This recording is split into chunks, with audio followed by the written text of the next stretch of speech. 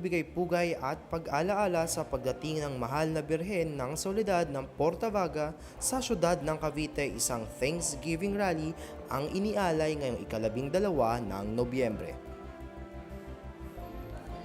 Umulan man at umaraw ay naging mainit pa rin ang pagtanggap ng mga Caviteño sa mahal na Birhen sa pag-ikot nito sa buong lungsod.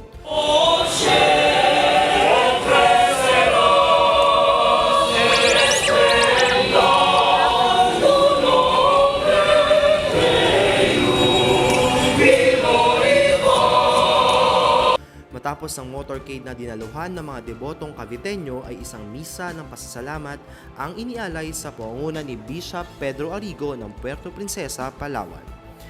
Binigyan diin ni Bishop Arrigo sa kanyang homilya ang pag-akay sa atin ng mahal na Birhen sa pakikiisa sa misyon ng Diyos. Ang motorcade at Thanksgiving Mass ay ilan lamang sa mga programang nakalatag kaugnay sa pagdiriwang ng kapistahan ng mahal na Birhen ng Soledad ng Portavaga. At yan ang mga pinakasariwang update sa oras na ito. Para sa iba pang balita patungkol sa pagdiriwang ng kapistahan ay patuloy na tumutok dito lang sa Baste TV. Mula dito sa San Roque Parish Church, ako si Daniel Ramos, nag-uulat para sa Sebastian Today. Deo Gracias.